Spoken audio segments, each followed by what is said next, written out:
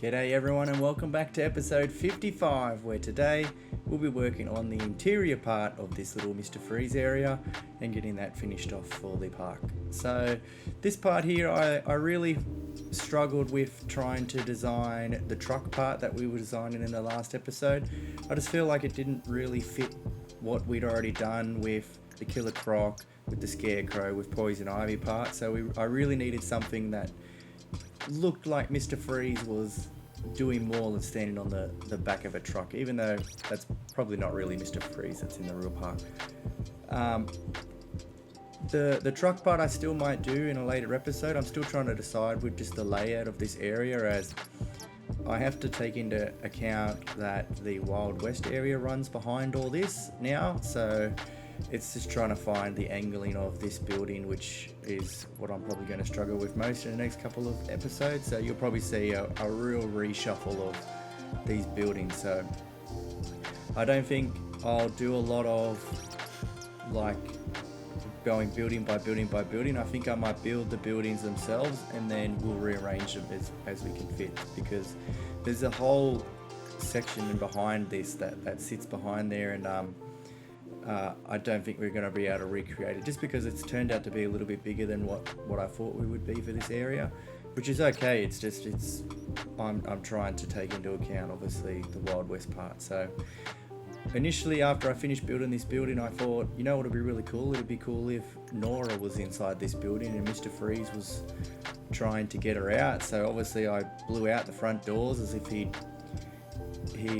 already been there. So as I said in a previous episode, I wanted to set up this area as if this is the aftermath of a villain taking over and destroying whatever city this might be. I know it's meant to be Metropolis, but it's kind of being set in Gotham. The more we build, it keeps going towards Gotham. But I wanted it to be as if Mr. Freeze burst open this door, threw one of his little grenades down here, it exploded, and these two poor guards were just completely frozen in place from where they were.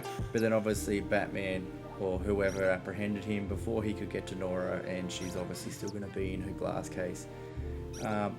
That's up for interpretation. If you guys think it would be cooler if Nora's glass was broken open, as if he did actually get her and Mr. Freeze is gone and on the loose, just let me know in the comments like what you guys reckon would be really cool. But for the moment, I think that her being locked in the case it'd be cool as like a guest to see her floating in the tank, like knowing that she's obviously there, and then obviously watching the guards defrost. So most of this part, for the rest of it, as it is just a quick little video to keep you guys in the loop, is just doing the sequencing for obviously Killer Croc as his little water zone, and this is obviously going to be the little chilled area where you would get blown with cold air constantly, where it would feel freezing. I feel like this would be a nice place on a nice sunny hot day in Australia to stand out the front of this door pretending that you're looking at this thing when really you're just sucking up the air conditioning. So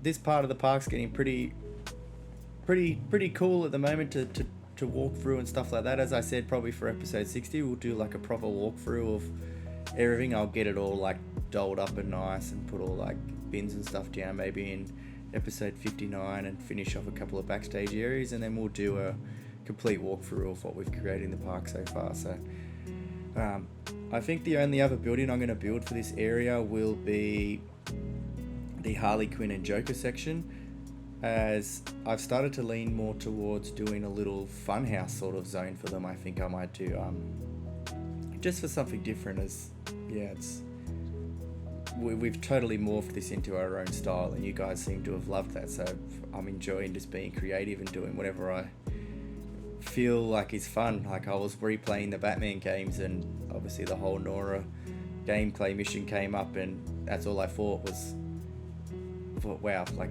such a cool villain. Like it'd be weird to not have him in this part of the park, and just having a truck crashed into the side of the building really didn't suit it for me. I still might do that, but at the moment I'm still unsure, just because I was just a bit upset about how the truck turned out. Like it didn't really look like very menacing, where I feel like this fits into this what we've been doing. So I wanted to have it as if the rooms itself could branch out into other little areas. So that's why I did these little halls that look like they're completely snowed in. But yeah, so just doing the sequencing now. So obviously I was going to do initially dry ice falling, but as the Indiana Jones ride shows, that is an effect that stays on for about a couple of months and then it's gone. So just a cool effect of the snow blowing out the door, I thought would be something that Movie World would do. Obviously when the park gets busy, so it's just these different little interactable areas. Like it wasn't designed to be an interactable part when I first started, but the more I started building, the more I realized that it would be cool to do something like that. So that's just another episode done for you guys. Hope you enjoy it. Leave a like and comment down below what you think, and I'll see you in the next one. Thanks for watching.